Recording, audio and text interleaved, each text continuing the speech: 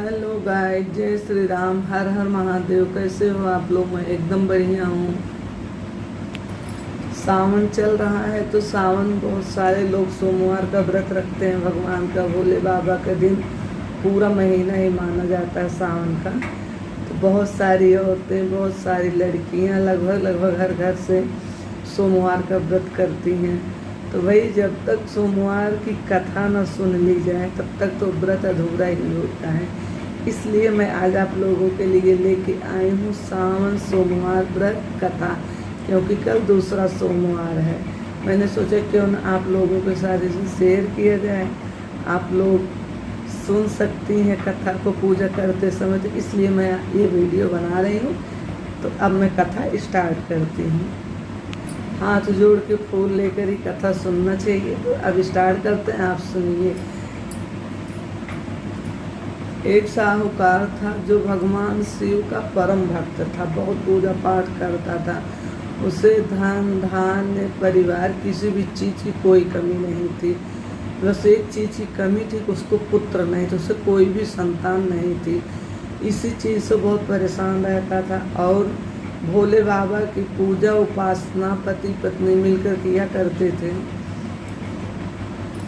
साहूकार के इस भक्ति भाव को देखकर एक दिन माता पार्वती जी ने शिव बाबा से कहा कि भगवान, ये आपका परम भक्त है, इसे क्या कष्ट है, इसका कष्ट आप दूर करिए।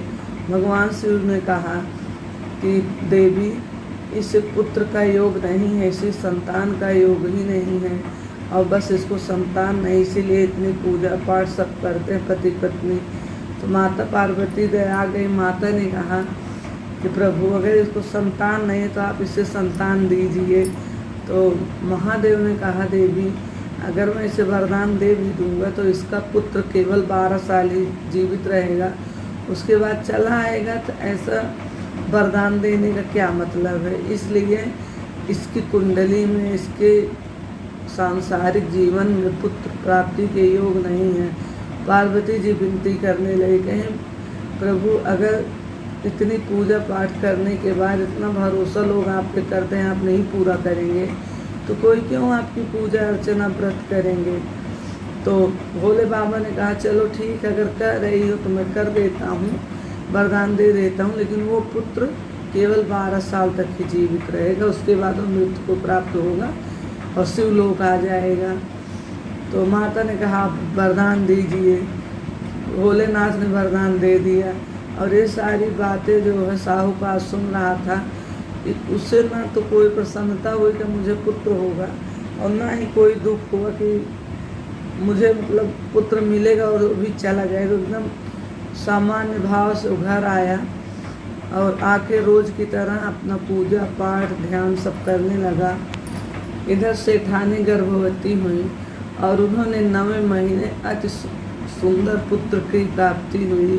वो बहुत खुश हुई, बहुत हर्षोल्लास से बच्चे का जन्मदिन मनाया गया, सब बहुत खुश थे। लेकिन साहूकार को कोई खुशी नहीं थी।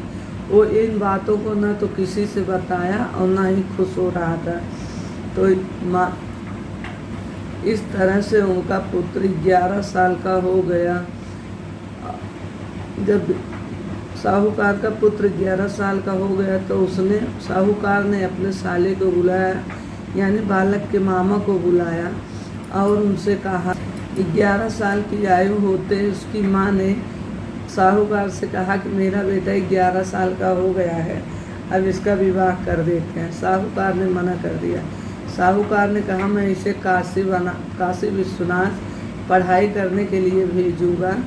तो उसके मामा को बुलाकर काशी जी पढ़ने के लिए भेज दिए और कहा, जाते समय कहा कि जहाँ भी जाना वहाँ पर यज्ञ करते, पूजन हवन सब करते हुए जाना, ब्राह्मणों को भोजन कराते हुए जाना। इस तरीके से उनके साले जो है पूजन हवन पूजन दक्षिणा बांटते, ब्राह्मण को भोजन कराते हुए जा रहे थे काशी जी पढ़ने के लिए बच्चे को।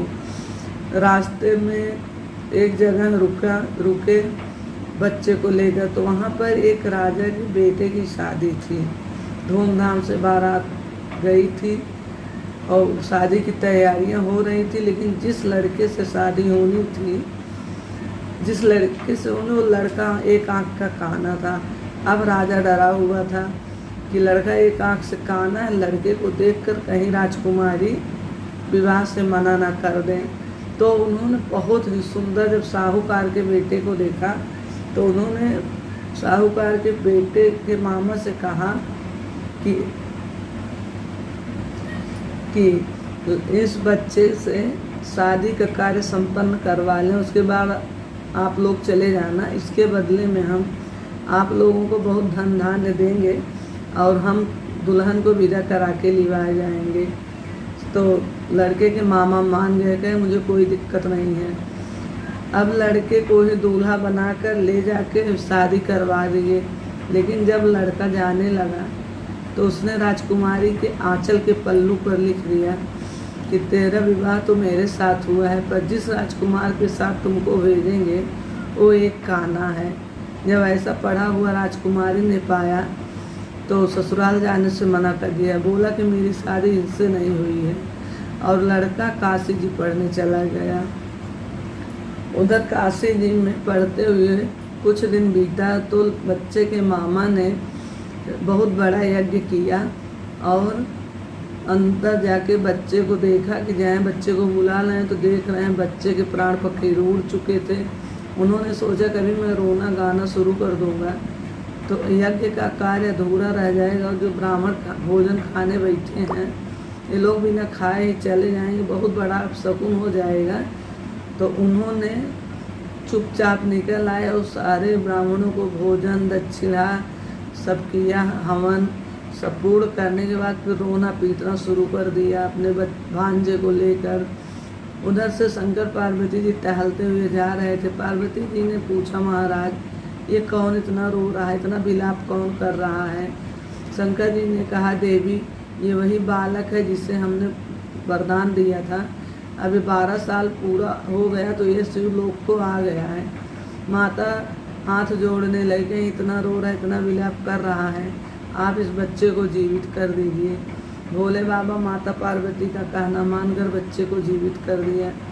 फिर मामा भांजे काशी जी पढ़ के लौटने लगे तो रास्ते में फिर वही राजकुमारी मिली, और राजकुमारी ने लड़के को पहचान लिया, कहा इन्हीं से मेरी शादी, मैं इन्हीं के साथ जाऊंगी।